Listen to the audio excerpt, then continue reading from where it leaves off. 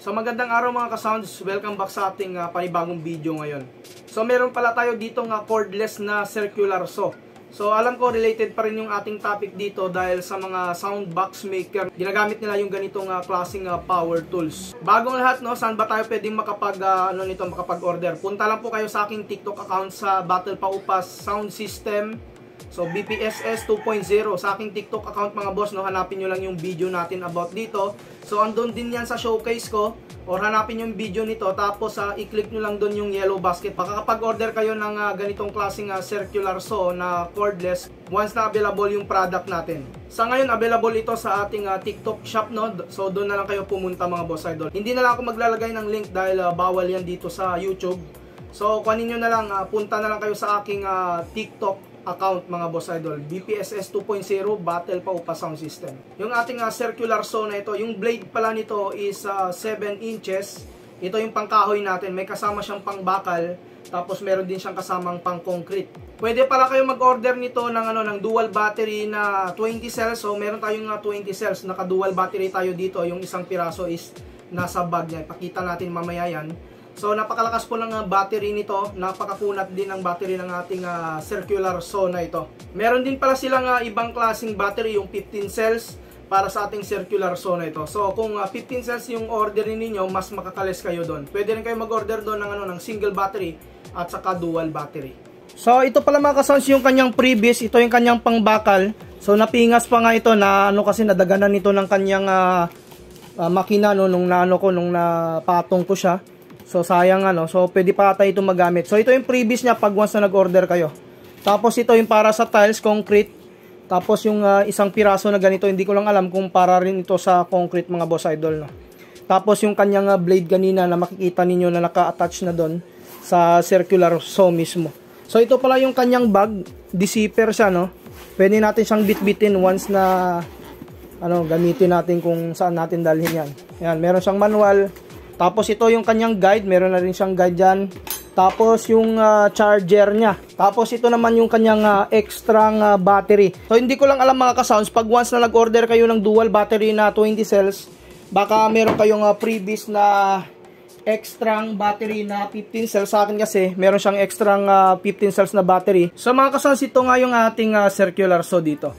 Ayan, paikutan lang natin. Yung brand niya is Tanzo dito. Tapos yung blade nito is 7 inches. So, yung kagandahan dito sa battery na ito, napakalaki po. Kung ikumpara natin yan sa ibang mga circular saw, maliliit lamang yung kanilang battery. Tapos yung motor na ginamit dito is brushless na po ito, kagaya nito mga boss, no? So, kailangan natin pindutin yan bago natin ma-press yung trigger. Ayan po. Yan. Tapos yung kanyang motor dito, pag once na pinrest natin, automatic yan na nag-i-stop. Parang may brake yung kanyang motor dyan, na nag-automatic stop pag once na natin siya, no. Napakatalim nito mga ka-sounds. So meron tayo ditong sample video mamaya na ipakita sa inyo, yung konting clip natin. So sa pagkabit ng blades, siguro sa mga expert, alam na talaga nila yung mga ganitong klaseng circular saw. Same lang naman ito sa mga 220 na circular saw. Tapos pwede rin natin itong i-change yung angle niya. So ito siya, no. Yung angle niya, ito i-change lang natin. Tapos pwede na yung mag-slide. Ito, ilusin lang natin yan. Tapos dito rin sa kabila, ilulusin rin natin yan. Tapos pwede na natin siyang i-slide yung kanyang blade dito. Tapos yung adjustan naman ng lalim ng kanyang blade, dito naman siya. So ulitin ko, sa mga expert, alam na nila ito. I-loose nyo lang ito. Yan, nilulose lang yan mga boss idol. Tapos pwede na yan ma-adjust yung lalim ng blade niya. Yan, makikita ninyo. So ganyan kalalim po yung kanyang blade dito pag once na nilose natin. Ayan, nakaganyan siya mga boss idol. So napakatalim po ng ating circular saw na ito. At saka mano siya mga boss idol, talagang makunat yung battery, matagal din malobat pag once na ginamit natin yan. So mga boss idol, bali ito yung video ng ating circular saw na ito nung ginamit natin sa may plywood. So napaka-smooth ng kanyang pinagdaanan dito. So ito yung video clip natin mga boss.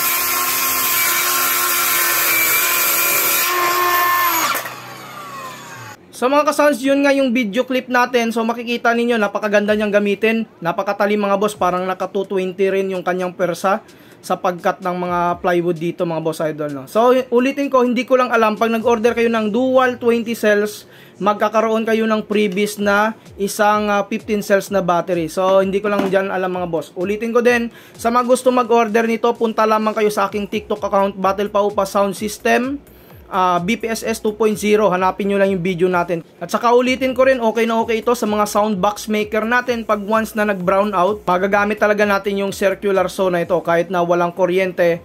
So hanggang dito na lang muna. Sa mga bago nag-subscribe, huwag nyong kalimutan na i-hit yung notification bell button para sa mga video updates natin na i-upload. Maraming salamat mga ka-sounds.